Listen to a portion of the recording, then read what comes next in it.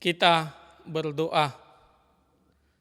Terima kasih Tuhan atas anugerah-Mu dalam hidup kami, memberkati hari-hari kami bersama dengan keluarga kami. Kami dapat berkumpul, bersekutu, memuji nama-Mu yang kudus, dan sebentar lagi akan mendengarkan firman-Mu. Kau Tuhan yang memberikan roh pengertian kepada kami, supaya firman-Mu dapat kami mengerti, dan dimampukan untuk melakukannya dalam kehidupan kami sehari-hari. Berfirmanlah Engkau Tuhan, kami sudah siap untuk mendengar. Dalam nama anak-Mu Tuhan Yesus Kristus kami berdoa. Amin. Firman Tuhan untuk kita dalam kebaktian malam hari ini tertulis dalam Kidung Agung pasal yang kedua, ayat yang ke-8 sampai dengan ayat yang ke-13. Demikian firman Tuhan. Dengarlah kekasihku, lihatlah ia datang, melompat-lompat di atas gunung-gunung, meloncat-loncat di atas bukit-bukit. Kekasihku serupa kijang atau anak rusa. Lihatlah, ia berdiri di balik dinding kita, sambil menengok-nengok melalui tingkap-tingkap dan melihat dari kisi-kisi. Kekasihku mulai berbicara kepadaku, bangunlah manisku, jelitaku, marilah. Karena lihatlah, musim dingin telah lewat, hujan telah berhenti dan sudah lalu. Di ladang telah nampak bunga-bunga, tibalah musim memangkas. Bunyi tekukur terdengar di tanah kita. Pohon ara mulai berbuah, dan bunga pohon anggur semerbak baunya. Bangunlah manisku, jelitaku, marilah. Demikian firman Tuhan. Jemaat yang terkasih, kitab Kidung Agung adalah kitab yang unik dalam Alkitab. Bagi orang yang sekilas membacanya dan tidak mau berusaha untuk mencari latar belakang dari kitab tersebut, dia akan berpendapat bahwa kitab Kidung Agung hanyalah sebagai kitab romantisme yang cenderung vulgar antara laki-laki dan perempuan. Padahal kitab itu hendak menggambarkan hubungan yang erat antara Allah sebagai mempelai laki-laki dan bangsa Israel sebagai mempelai perempuan. Atau dalam perspektif perjanjian baru antara Yesus dengan umatnya sebagai mempelai perempuan. Jadi kita tidak boleh menafsirkan kitab ini secara harfiah saja, sehingga kita tidak mendapatkan apa yang mau disampaikan oleh penulis. Melainkan kita harus berusaha mencari tahu makna melalui setiap kata-kata yang disampaikannya kepada pembaca. Tentunya itu berkaitan dengan hubungan Allah dengan manusia yang diciptakannya. Jadi jangan kita salah menafsirkan kitab Kidung Agung. Sekali lagi, tema sentral dari kitab Kidung Agung adalah menggambarkan hubungan yang erat antara Allah Sang Pencipta dan manusia yang diciptakannya.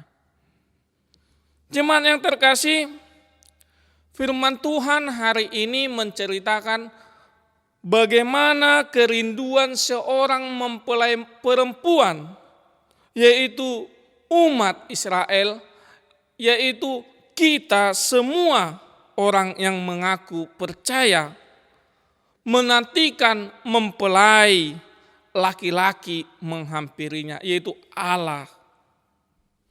Oleh karena itu ada beberapa hal yang hendak disampaikan firman Tuhan hari ini kepada kita. Yang pertama adalah peliharalah kerinduan berjumpa dengan Allah. Ayat 8 sampai dengan ayat 9. Peliharalah kerinduan berjumpa dengan Allah. Dalam firman Tuhan hari ini digambarkan bagaimana mempelai perempuan menantikan mempelai laki-laki yang hendak datang menghampirinya. Ada kerinduan yang sangat dalam yang dirasakan oleh mempelai perempuan untuk berjumpa dengan mempelai laki-laki. Perasaan mempelai perempuan itu juga bisa kita temukan terhadap perasaan seorang orang tua yang merindukan, yang menantikan anak yang dikasihinya pulang dari perantauannya oleh karena pendidikan atau pekerjaannya selama ini. Jadi oleh karena dipisahkan tempat, orang tua sangat merindukan kedatangan anaknya. Sekarang coba kita tanya diri kita, perasaan kerinduan tersebut, baik perasaan kerinduan seorang mempelai perempuan, baik perasaan seorang orang tua yang menantikan anaknya, apakah perasaan seperti itu ada juga dalam diri kita ketika kita hendak berjumpa dengan Allah? Apakah selama ini kita memendam kerinduan berjumpa dengan Allah?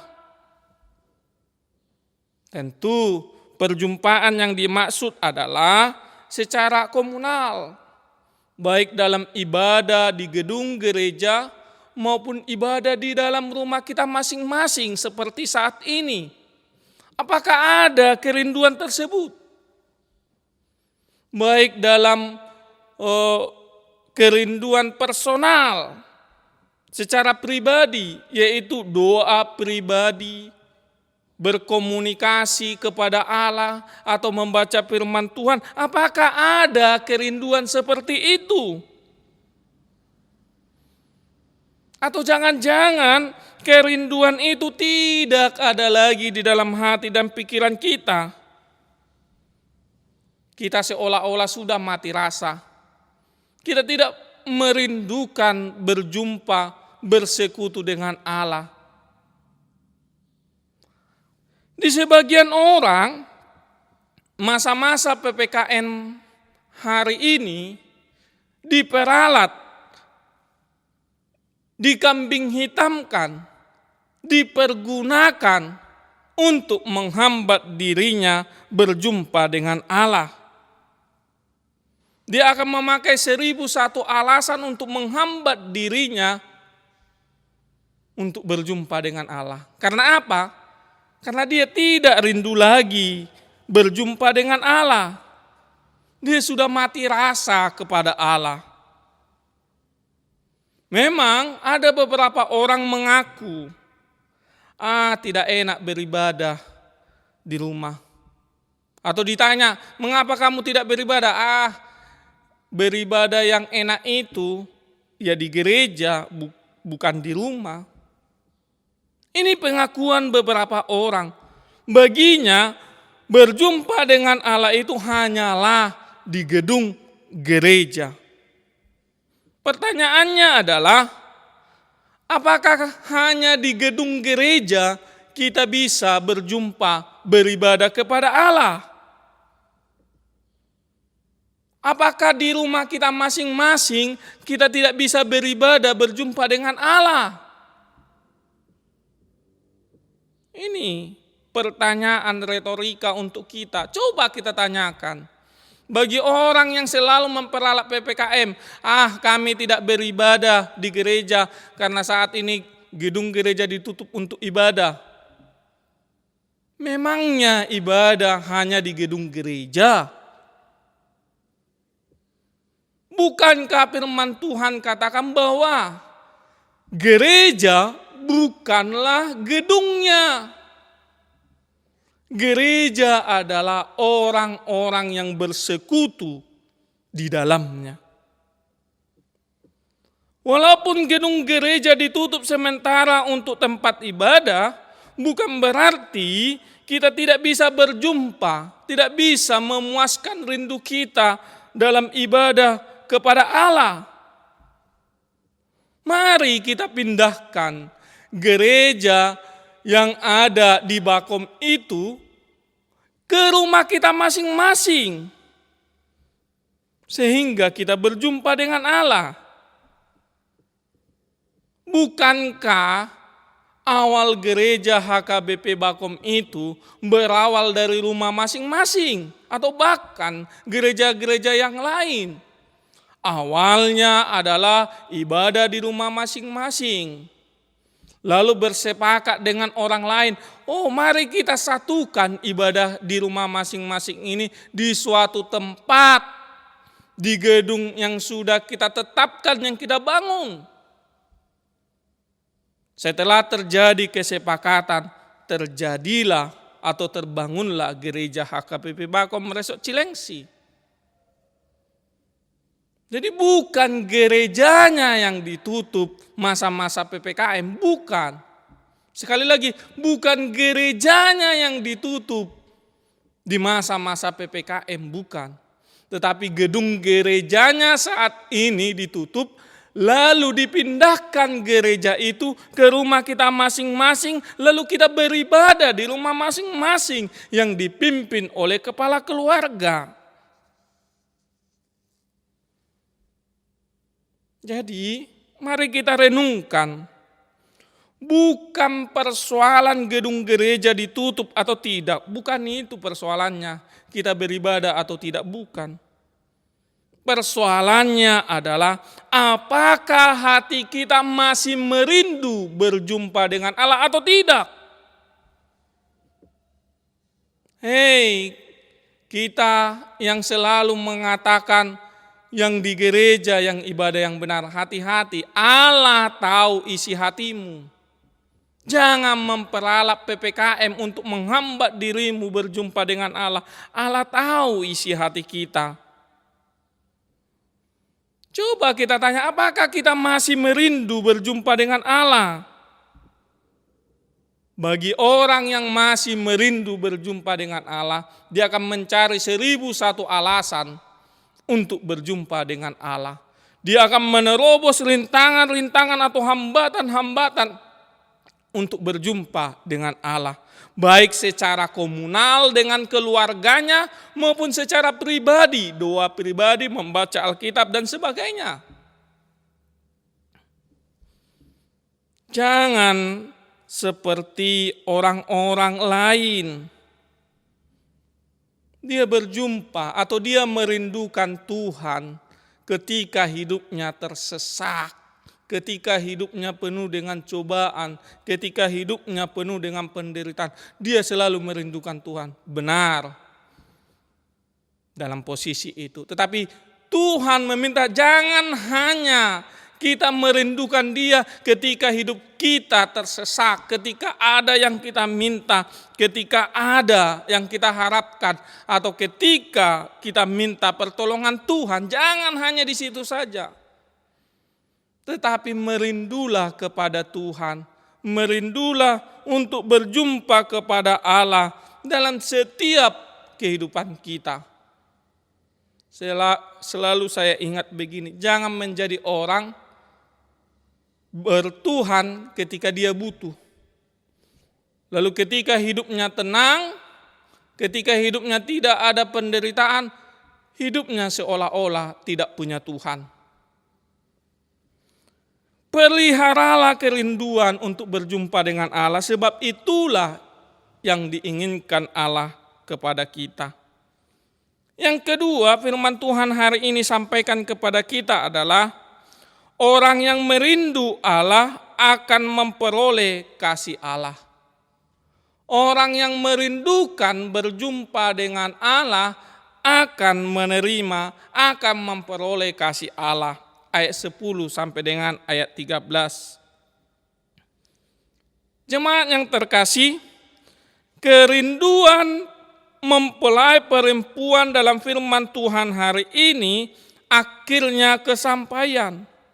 Mempelai laki-laki datang dan berbicara, mengajak, makehei, membangun mempelai perempuan supaya mereka pergi. Ini yang kita lihat, makanya 2 kali kita baca tadi, ajakan dari mempelai laki-laki. Dalam firman Tuhan hari ini ayat 10 dan ayat 13. Bangunlah manisku, jelitaku, marilah. Ayat 13. Bangunlah manisku, jelitaku, marilah.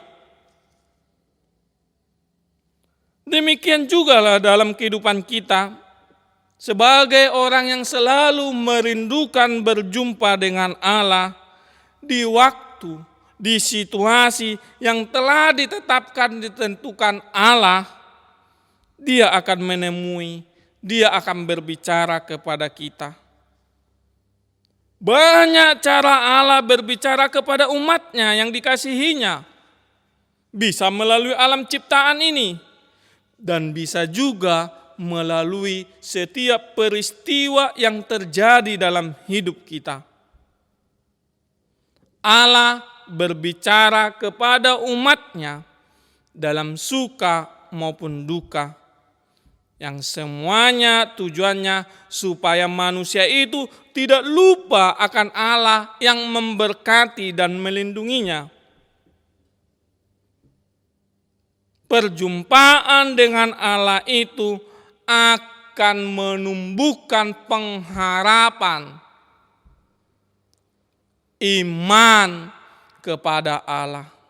Posdoro hatta tu debata molo salelengon totong makatai hita di bagasa tagi yang doh debata.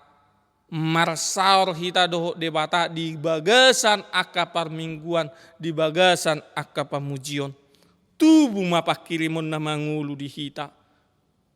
Mananga hape namasa di bagasan nguluta. Dan holani, bukan hanya itu. Orang yang merindukan Allah pasti memperoleh apa yang dia harapkan. Kita akan dilindunginya seperti Allah melindungi Daniel yang selalu merindukan Allah dalam hari-harinya. Bahkan oleh karena kerinduan itu, Daniel selalu berdoa 5 kali dalam sehari. Demikian juga Allah akan memberkati setiap pekerjaan rancangan hidup orang yang merindukannya, sebagaimana Allah memberkati Yusuf. Dalam firman Tuhan dalam Alkitab jelas diberitakan tentang hal itu. Daniel yang selalu merindukan Allah akhirnya dilindungi Allah. Musuh-musuh atau yang membenci Daniel atau bahkan singa yang hendak menerkam Daniel bertekuk lutut di depan Allah. Yusuf di dalam segala penderitaannya selalu Allah berkati. Apa yang dia pegang menghasilkan hasil yang baik. Di rumah Potifar dia menjadi budak. Ketika dia di ladang, hasil ladangnya menghasilkan banyak. Ketika dia ada di rumah Potifar, hasilnya berlimpah ruah. Ketika dia di penjara, dia dipakai Allah juga. Bahkan sampai puncak karirnya, dia menjadi nomor 2 wakil dari Firaun. Oleh karena itu, marilah kita bangun kerinduan kita untuk berjumpa dengan Allah. Kita berdoa.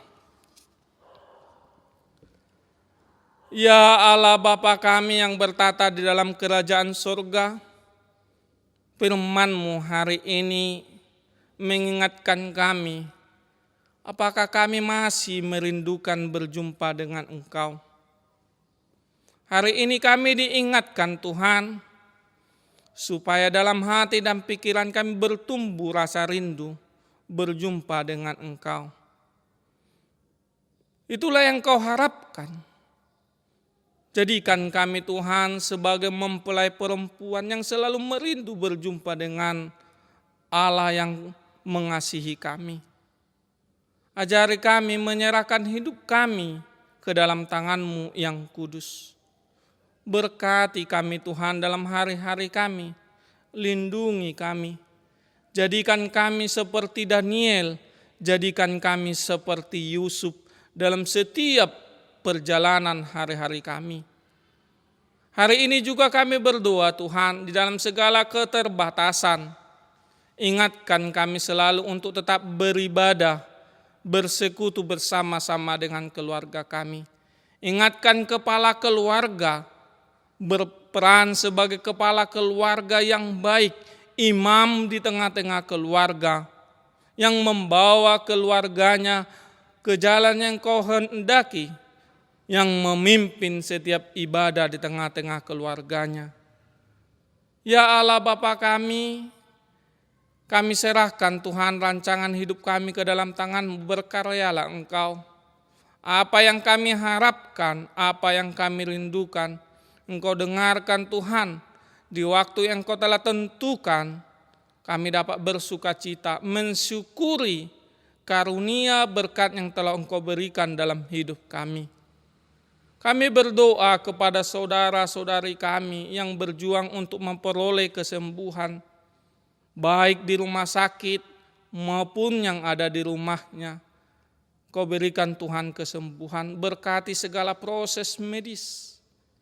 Berkati Tuhan segala usaha, menjadi saluran berkat-Mu, perpanjangan tangan-Mu, menghilangkan segala penyakit dari setiap tubuh jemaat-Mu. Kami berdoa Tuhan, dalam segala kesulitan ekonomi jemaat-Mu, Engkau buka pintu rezeki Tuhan, supaya bisa dipakai, supaya bisa diterima oleh jemaat-Mu, dipergunakan dalam kehidupannya sehari-hari. Setiap anak-anak kami yang melalui proses pendidikan daring saat ini, berikan hikmat kebijaksanaan menerima pendidikannya, menjadi bekalnya dalam kehidupannya, dan berusaha untuk hidup disiplin. Dengarlah doa kami Tuhan, dalam nama anak-Mu Tuhan Yesus Kristus kami berdoa. Amin.